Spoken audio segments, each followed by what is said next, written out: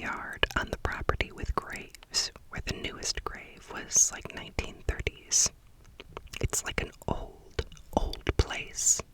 And I hear this baby crying. And I look behind me, and I see this gray-colored girl in a dress that looked like the dress that a house slave would wear. And she looked like she was African American, holding a baby, and she just walks off. I was scared, but over time, I had forgot. And then recently I looked up the address on a land history website, and it said that the family died in 1832. The wife went crazy and locked the doors and burned down the house with 11 house slaves. They died, and 3 of them were teenage African American girls. Crazy style.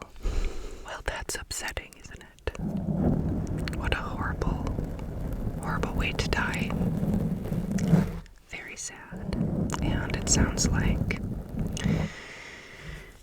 you saw the ghost of one of those young girls with the baby. Next. We were doing some routine paperwork together for an upcoming ADHD appointment for my 10-year-old daughter to meet with the psych to discuss meds in more detail. As part of the intake, the parent, mom, 30, and child, 10, who's a female, needed to individually fill out some assessments. I didn't want my daughter to see my answers and then feel inclined to answer similarly, so instead I read the questions one by one and recorded her candid answer. I was surprised by some of her answers, and at first I tried to clarify the questions further. Example, she has POTS, so one question asked if she often feels shaky and fearful, and I clarified they don't mean shaky because your heart rate is too high and fearful that you may pass out. They mean separate from your POTS episodes. Do you experience anxiety about other things that may make you feel shaky or fearful? She said it's not limited to POTS, and she does have anxiety in that way, and then went on to specify that this is mostly limited to when she sees shadow people and other things. She described a lot of things to me, but after explaining this to my mother-in-law, my partner, mom, sister, and so on, I'm processing this and trying to sort out how best to help her. I don't want to go into massive detail here.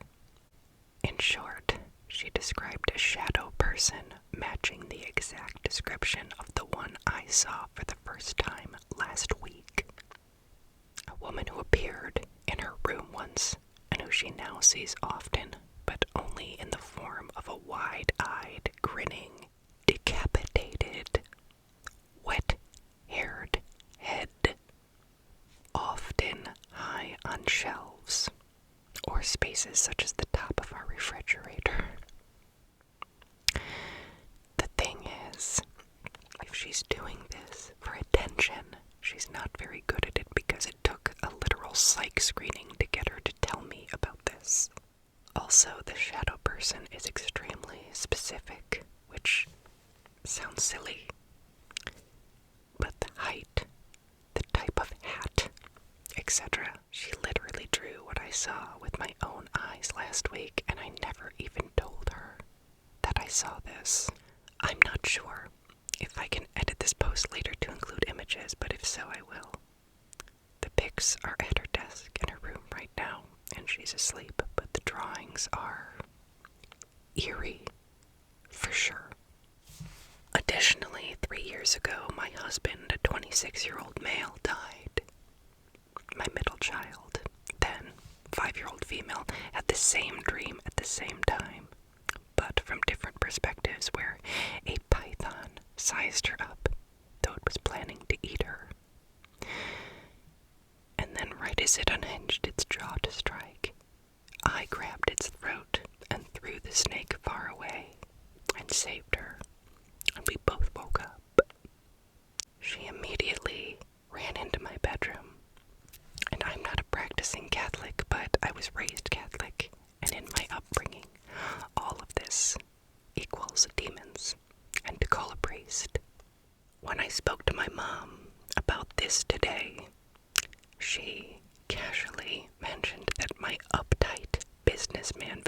mentally sound dad apparently was plagued with something similar, and it resolved itself for a long time after a priest gave him holy water and had him say some prayers in a certain way in the house. But activity has resurfaced on a much smaller scale, and the house still has a bad vibe in general.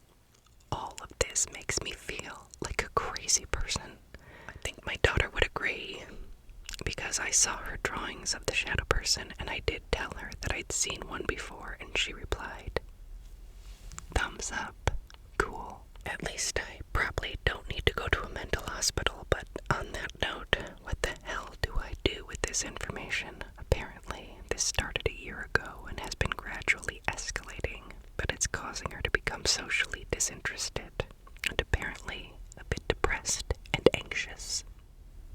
And I also wonder if her worsening physical symptoms over the last year have anything to do with this. Well, if you're seeing the same thing that she is, then neither of you are crazy. So I would say you can do some more religious type things to help this situation. Certainly, her talking with her therapist about it may or may not help. I don't know. Honestly, the only thing I think they could help with maybe is making her feel more okay about the situation and finding ways to help with her anxiety and depression, that side of it. Wow. It's unfortunate that you're going through that. Next, the details in this story are a bit blurry because it happened over 35 years ago, but I will try my best to remember everything and fill in the details where I don't remember fully. It was back in '88. I was 5 years old, and me and my family, my mother, brother, sister, and father, and our aunt, were on a road trip from Alabama to Orlando, Florida. A ride takes about 7-8 hours, and we had been on the road maybe 3 or 4 hours because I remember my brother asking my dad where we were, and he said, halfway. We needed to stop to take a rest, so my dad pulled into a gas station to fill up the tank and go into the 7-Eleven right next to the gas station. As everyone was leaving the car and heading for the 7-Eleven, my dad waited by the door for me to get out. My aunt yelled from a few feet away that she was going to take my brother and sister to the toilet. I got out of the car, and the second I did so, an older woman appeared. She was standing right next to my dad, and I can't know for sure, but I think the woman wore a yellow dress with a yellow hat and had some kind of flower on it. Her shoes were light pink, and she wore sunglasses. When my dad noticed her, he jumped up in the air in fear, saying, "Shit, you scared me." The woman didn't react to his response, but instead turned to my mother and said, "She is going to die." My mom looked concerned and asked, "What? Who's going to die?" She then turned her face to me. She is going to die. My dad didn't take her words kindly and asked her to get the fuck away from us and stop harassing us. She then walked away to the parking lot. My mom was very concerned about what the woman said, but my dad told her she was just a nut job. My aunt, sister, and brother returned to the car and asked why we hadn't bought any snacks, but my dad just came up with an excuse and we got back on the road. For the rest of the trip, we didn't bring it up or talk about it. We got to Orlando and visited our cousins. We stayed there for 5 days. My mom is superstitious and a believer in religion and in the paranormal. She couldn't shake off the words that the woman had said. She became extremely worried.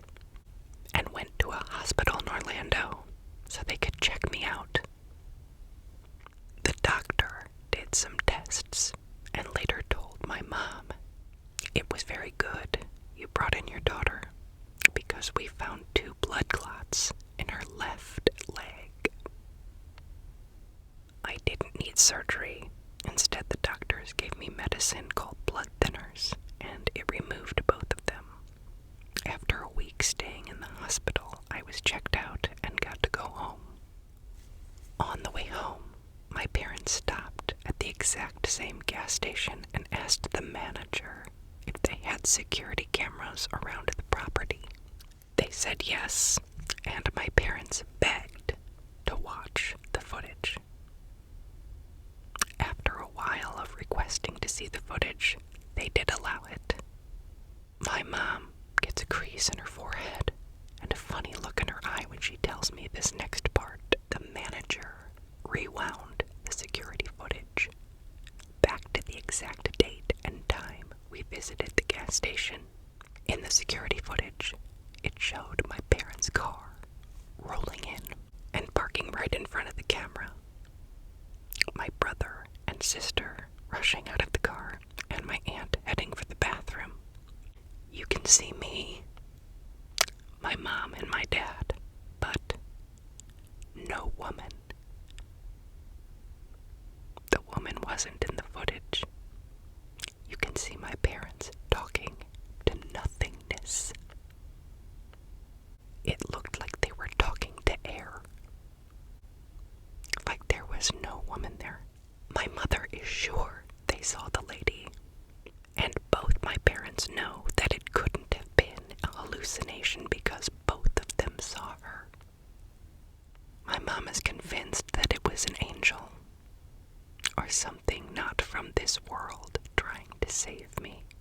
But my dad just thinks it was all a crazy coincidence and that the footage was just a glitch and that the lady just wasn't seen in it.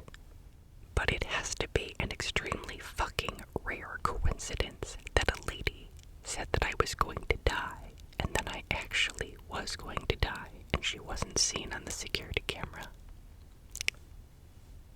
Was it an angel or not? I will never know. But it is crazy to think that if my parents hadn't met the lady and didn't take me to the hospital to do the random checkup, I would most likely be dead.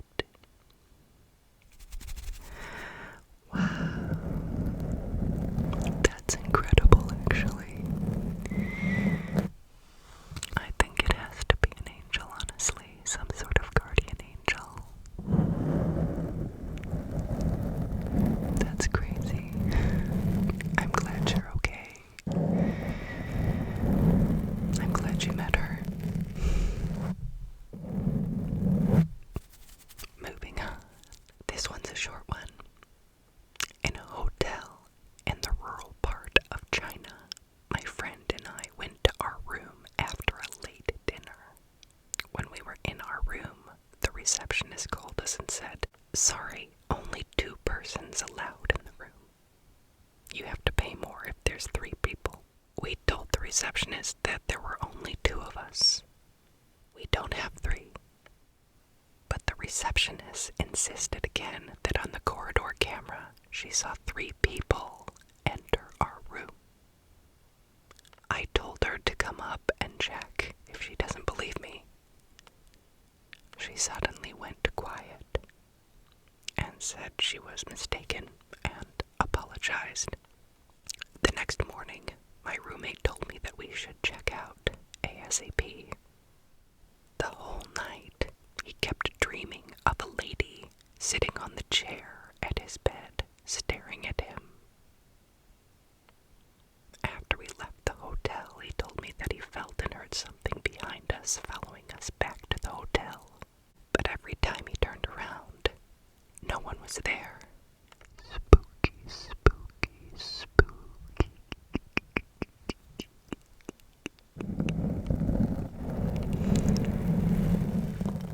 Next. Good evening, fellow Reddit users. My name is Alicia, and I've been seeing things before I can even remember. My first encounter I can remember was when I was 4, and we lived in Alberta. It was late one night. I woke up and my my parents were having a small party in the living room. We had just moved and didn't even have furniture yet, so everyone was sitting on the floor. I woke up and found my mom and sat with her. I was always scared to use the bathroom by myself, so I was always bugging her to come with me. She was busy talking with her friends, so she told me to go by myself and that she would watch me from where she was sitting and she would make sure nobody goes into the washroom. I agreed, but I really had to go. I remember sitting there in the washroom when all of a sudden this little girl that's older than me, black hair up to her shoulders, comes from the bedroom area and stands in the hallway right where I can see her. And I immediately thought it was my sister Rachel, so I began to ask her, "Where did you come from? When did you get here? I thought you were in Saskatchewan." But she doesn't respond. She just stares at me with this little grin on her face. And again I ask her, "When did you get here? Does Mom know you're here?" Nothing. I begin to feel uneasy and afraid, so I began to yell and scream for my mom. This is the part of the story that I really think I got PTSD from. My mom pops her head in the door frame and asks me why I'm yelling and screaming for her. All the while, this little girl is staring at me, still leaning up against the wall outside the washroom. "Mom, it's Rachel. She's scaring me. I keep asking her things and she won't talk to me." And my mom says, "What? Rachel? Rachel's in Saskatchewan." "No, Mom, she's right here, standing beside you." My mom looks right at her and then back to me and says, "What are you talking about? There's no one there." I begin to cry and I tell her who I see. My mom says this is where she begins to feel uneasy. So she helps me off the toilet and helps me wash my hands. By the time we're done, this little girl is gone. I'll never forget that for as long as I live. That's freaky. I think you saw a mimic or some sort of a... That's super freaky.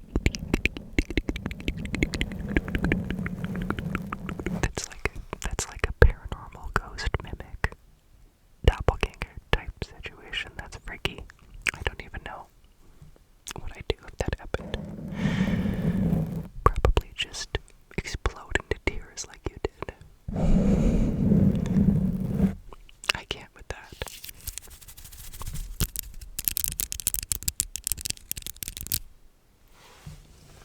Ick.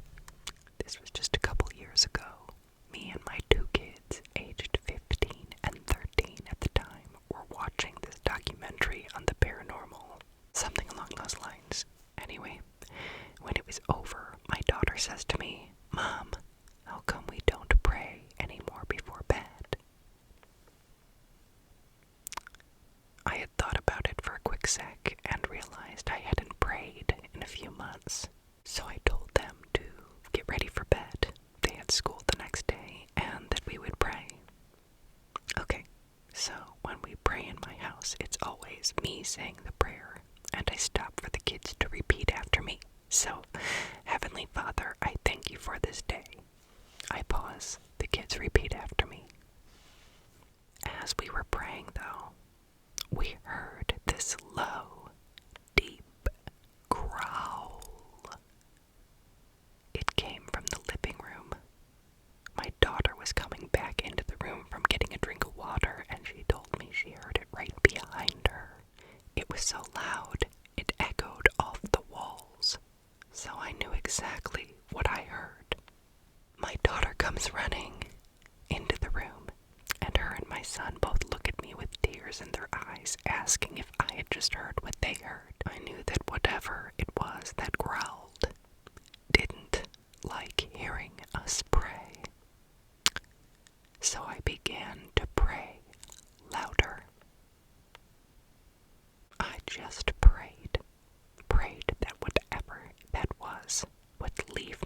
house in the name of Jesus. I prayed for about 20 minutes when we started to see that it was leaving. We knew when it was gone by how we felt in our home. And we also noticed that the light bulbs in the house were even brighter all of a sudden. There was no longer that heavy feeling that we all had in the house, and it felt lighter. We all slept in the same room that night. The next day, and every other day after that experience, for about a month maybe, I thought about it and thought about it, trying to come to terms with it. I realized that we had been living with that heaviness in our home for a long time. That was one for the books. That's really scary, and it sounds demonic, especially if it doesn't like you praying. That's a demonic entity, in my opinion at least. Really scary. Okay, next story. I was driving home from work today and saw this shape of a person. It was at the corner of this intersection, dressed normally for the weather.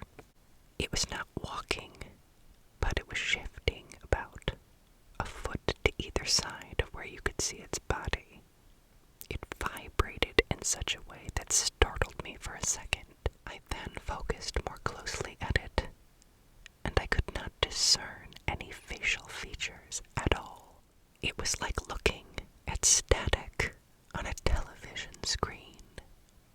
I thought at first it must have been a mask on of some sort. The car in front of me must have seen the same thing I was as they slammed on their brakes, with me narrowly avoiding them. And there we both sat, feet from whatever this was, and it just stood there, vibrating, with whatever it was for a face looking right at us. I could not tell you how long we sat there, but suddenly realized it had gone. Disappeared. I looked to the car that I nearly hit, and they were just staring blankly back at me. Suddenly a car honked from behind me, and we drove away. That's so spooky, spooky, spooky, spooky. We had a family friend that used to see static people in her house. I don't know, I'm not sure what you'd call that, if it's just like a residual energy vibrating, or if it's a ghost or something else paranormal that I don't know anything about. But I have heard of other people seeing those, so freaky, freaky, freaky, freaky, freaky. Okay, this next story is a glitch in the Matrix.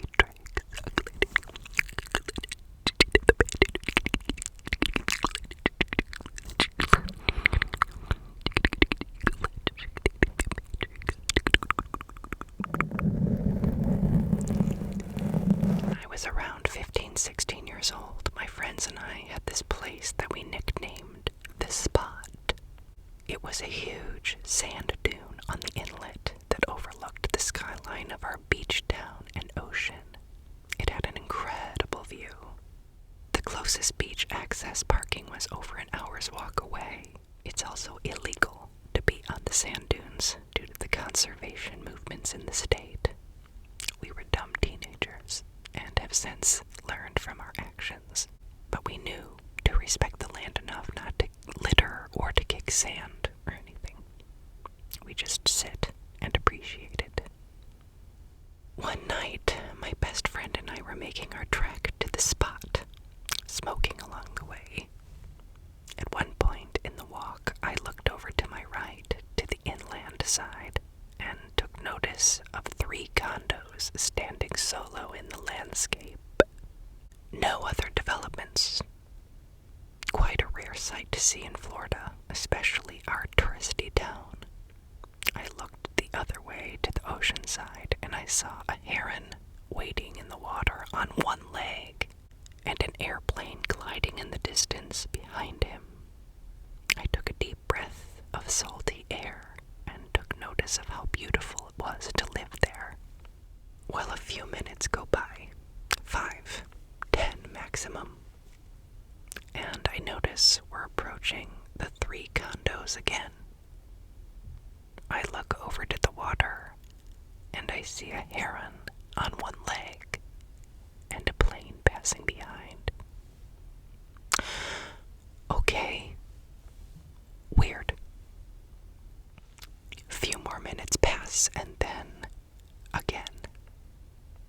Same 3 condos, same heron, same plane.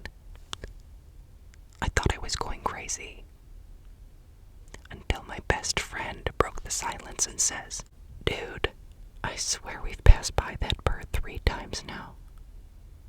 We are freaking out a bit, and she jokes we're in a time loop. It becomes less funny, though, as we see it again. 2 more times. We don't know what to make of it, so we just keep walking. Some more minutes go by, and we stop. We turn around to look back, and we see the lights of the 3 condos way off in the distance, like 2 miles at least. We just laughed at ourselves, but still unsettled. We made it to the spot, and we smoke our weed and end the night on a good note at least. Now get this. Fast forward about 5 or so years later, and I experience another glitch. A new restaurant had opened up. It was located right behind the restaurant I was working at the time. We shared a little outside backyard, and we'd take breaks together. I also ate there with my neighbors. It's located on a cute little downtown street called Canal Street, where there's a bunch of shops and restaurants. That morning was a gloomy morning. Street was deserted. I'm driving down the street with my boyfriend, and I get to the end of the street. I look to my left, and I see the restaurant. I got very confused because it's supposed to be at the front of the street and to the right of me. So I asked my boyfriend why they have 2 locations on the same street. He doesn't understand what I'm talking about. Acts as if it's always been there. I stopped in the street, looking at it, confused for like 30 seconds. I loop through and go back to the front of the street, and I find the location that I remembered. Exactly where it should be. I point it out to my boyfriend, and he has no idea what I'm talking about. Just completely forgot the conversation we just had in front of the other location. So I drive down to the end of the street to show him, and it's gone. Totally vanished, replaced by the same empty buildings for lease that I knew to always be there. I drove around the street a couple more times to confirm what I saw, but everything was back to normal. The kicker: the restaurant is named The Spot. Literally, look up The Spot in New Smyrna Beach, Florida, and you'll find it. I just think it's so crazy that the 2 very concerning slips of reality that I ever experienced both involved places called The Spot. Wowza. That is super, super glitchy.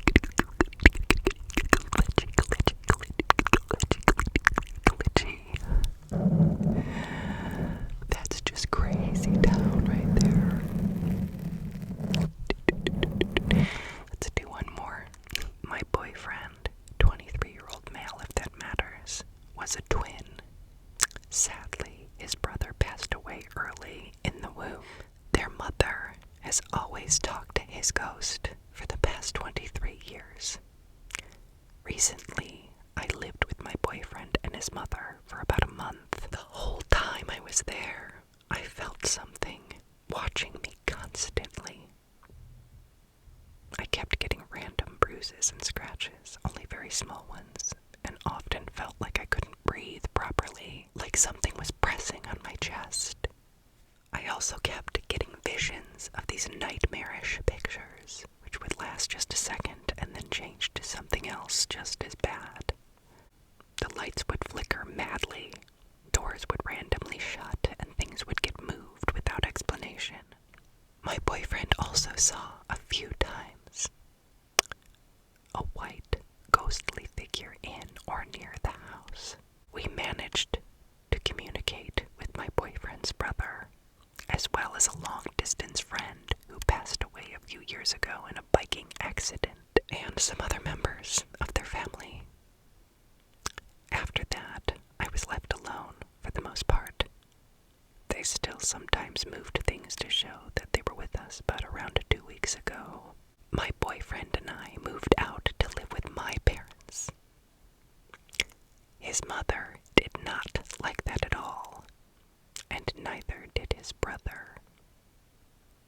He's come to him in dreams multiple times. He's knocked things over, messed with our devices while we're trying to change things for Centralink. Aussies will know. Since my boyfriend is on disability and his mother was his caregiver up until today, we finally got his mother to accept that he's moving out, and I'm going to be his caregiver.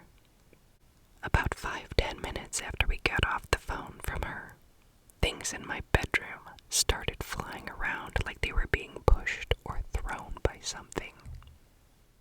At first, it was just an empty soft drink can, which was sitting in front of the rotating fan, which fell to the floor, so we thought, well, maybe it just got blown off.